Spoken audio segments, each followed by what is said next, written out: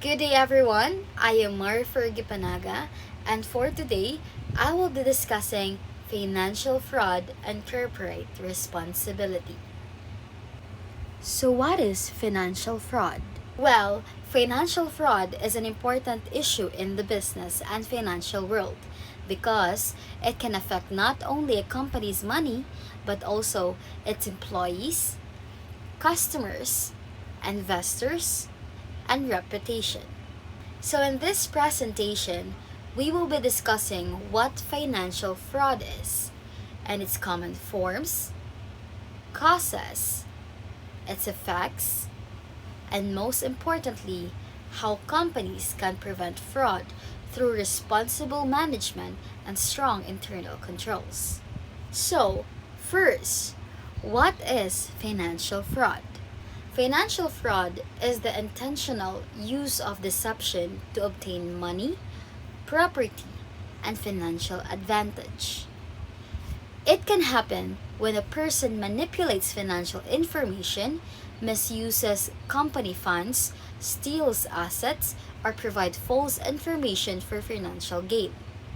Financial fraud can be committed by employees, managers, executives, customers, suppliers, or even individuals outside the organization.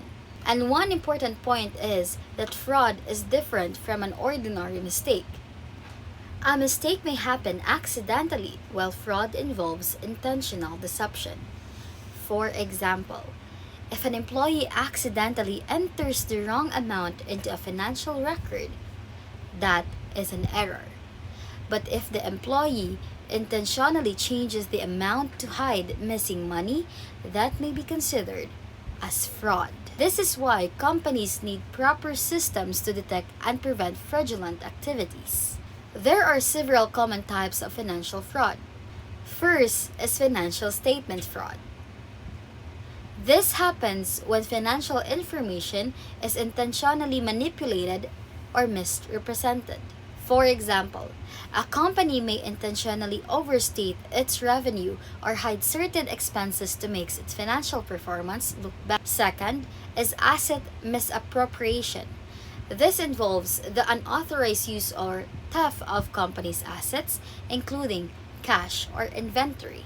Third is corruption, which may include conflicts of interest, bribery, or improper business arrangement. Another example is payroll fraud, such as creating false employees or manipulating working hours. And finally, there is online and payment fraud, which has become increasingly important because businesses now depend heavily on digital transactions. These different forms of fraud shows that financial fraud can occur in many areas of a business. One useful way to understand why fraud happens is through the fraud triangle. The first element is pressure. A person may experience financial problems, personal debt, or pressure to meet certain financial targets. The second element is opportunity. Fraud becomes easier when a company has weak internal controls, poor supervision, or employees have excessive access to financial information or company's assets. The third is rationalization. This happens when a person convinces themselves that their actions are acceptable. For example, someone may think, I deserve this because I work hard. I will return the money later. When pressure, opportunity, and rationalization come together, and the risk of fraud can increase. Therefore, companies should not only focus on detecting fraud after it happens, and they should also reduce the opportunity that makes fraud possible. Financial fraud can have a serious consequences. The first and the most obvious effect is financial losses. A company may lose money, assets, or business opportunities because of fraudulent activities. Second, fraud can reduce investors and customers' confidence. If people believe that a company cannot protect its financial information, they may stop investing in or doing business with that company. Fraud can also create problems for employees, and it may lead to investigations, job losses, disciplinary actions, or negative working environment.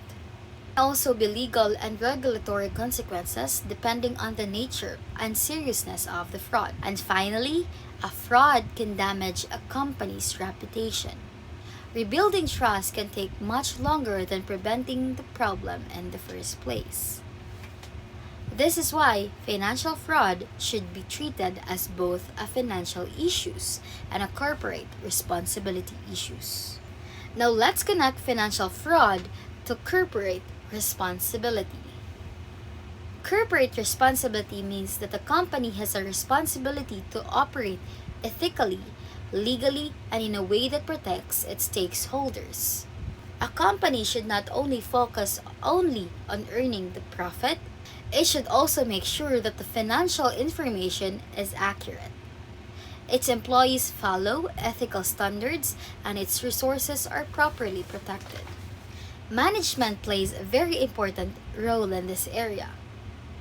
Leaders should create a culture where honesty and accountability are valued. And they should also make it clear that fraudulent behavior will not be tolerated regardless of a person's position in the organization. Corporate responsibility also means being transparent when problems occur. Instead of hiding fraud to protect the company's image, responsible organizations should investigate the issue, take appropriate action, and improve their systems to prevent similar problems from happening again. In other words, preventing fraud is not only the responsibility of accountants or auditors. It is also the responsibilities of everyone within an organization, especially its leaders. So how can companies prevent financial fraud? The first step is to establish strong internal controls. For example, one employee should not have complete control over a financial transaction from beginning to end. This is called segregation of duties. Companies should also conduct regular audits and financial review transactions. Another important strategy is employee training. Employees should understand what fraud is, how to identify suspicious activities, and how to report them. Companies should also provide safe and appropriate channels for reporting suspected misconduct. Technology can also help. Business can use accounting systems, transactions, monitoring, and data analysis to identify unusual financial activities. However, technology alone is not enough. The company must also have ethical leadership. When managers demonstrate honesty and accountability, employees are more likely to follow the same standards. Therefore, effective fraud prevention combines people, process, technology, and ethical leadership. These examples shows that corporate responsibilities is not only about responding to fraud, it is also about learning from the problem and improving the organization. So there are 4 important lessons that we can take from this topic. First, companies need ethical leadership. Second, they need strong internal controls. And third, everyone should be held accountable for their actions. And fourth, organizations should practice transparencies or responsible reporting. Fraud prevention is most effective when these elements work together. Corporate responsibilities means understanding that business success is not only measured by profit. It is also measured by trust, integrity, transparency, and responsible decision making. Thank you so much for listening and thank you so much for watching. I hope you have learned something from this video, and once again, I am Marifer Gipanaga, leaving you a word that our security should be our top priority.